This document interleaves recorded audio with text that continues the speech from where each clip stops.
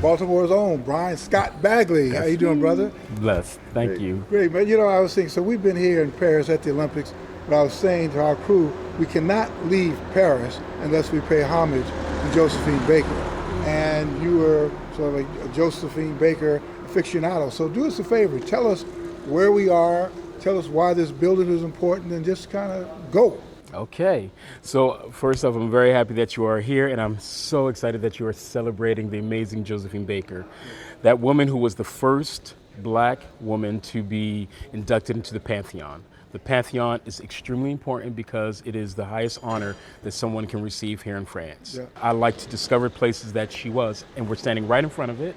This is one of the very first properties, if you will, that Josephine Baker owned. This is Josephine Baker's first cabaret. Wow. Okay. Wow.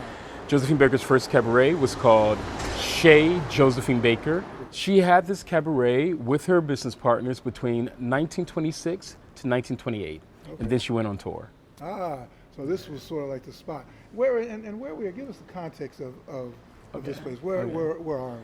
It's actually really interesting because Moulin Rouge. you got the Moulin Rouge, man. I'm telling you. So this is the hot spot. This is the hot spot. This is the hot spot of Paris, if you will. And what I mean by the hot spot, imagine Las Vegas just transported itself to Paris. Right.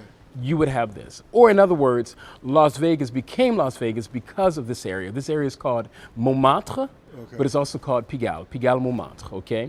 And so this was the area where all of the major black stars that were here in Paris would set up shop, whether they were performing at the Moulin Rouge, whether they were performing at the flourished like Josephine Baker, or whether they were opening businesses. Now imagine that. Josephine Baker, this pretty 19 going on 20, and now she's probably around about 20, 21-year-old kid. Right, she's a kid. Opening up her own cabaret in Paris in the 1920s. Yeah. And right down the street from the Moulin Rouge at that. And I wanted to ask you that because you came here a little later. You came here from Baltimore to Paris in the 2000s. Right? 2006, 2006. But I wanted to ask you, so how did this young girl from St. Louis, grew up in poverty, how did she come here and all of a sudden blossom? I mean, what were the conditions in Paris that allowed that to happen that were not happening in the United States? Well, you have to go back a little bit to the young Josephine Baker, who was a young lady in East St. Louis, trying to find her way through her own life that was riddled with, well, I'm just going to straight out say it, a little bit of child abuse. When her mother would have her hired out to work for families that were, well, less than kind to her, they would treat her wrong. And so you have this young lady who was trying to find where does she fit. Not to mention Josephine Baker was, as some people say, of mixed race. We're not exactly sure. We definitely know that it was her mother of African descent and a father, which is still a bit of a question.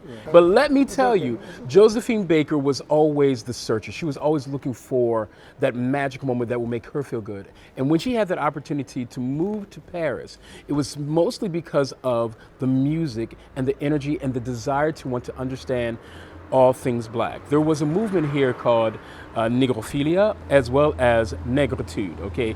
Negrophile is falling in love with everything black. And negritude is the black attitude of us claiming our own, knowing our own, and promoting the beautiful things that come from the black culture, i.e., like we did in the USA, the Harlem Renaissance. So you had the jazz, you had the tap dancing, you had the blues, and you even had gospel music, okay? Josephine Baker was poised for that moment. Though she was not the star, she became the star. And she also brought with her that extra thing that nobody else had, this quirky, I don't care energy, this quirky, I'm beautiful energy, this quirky, well, remixing of dances of that time, which I guess you could consider it the hip hop of that time. She had that part as well. And it just made everybody endear themselves to her. Whether they wanted to vilify her, they still fell in love with her, or whether they wanted to praise her, they fell in love with her. Let me ask you a question. Just explain this plaque. It's such an important place. So I did a petition to make sure that we could at least honor this place to become that place that everybody would know that this is where Josephine Baker started her career, that this is black history right here on this street, and it happened. And so we worked with the U.S. Embassy, we worked with definitely the city of Paris to have this plaque up here, and it says here, Josephine Baker, who was born in 1906 to 1975, artist of music hall. She was a music hall artist. She was singing, she was dancing. She was that Beyonce before Beyonce, if you will. Résistante, meaning she was a World War II hero. Militante de droite civique, meaning that she was a civil rights activist. Held a cabaret between 1926 to 1928, favoring the diffusion, the sharing of jazz, and the sharing of the African American culture. Chez Josephine Baker.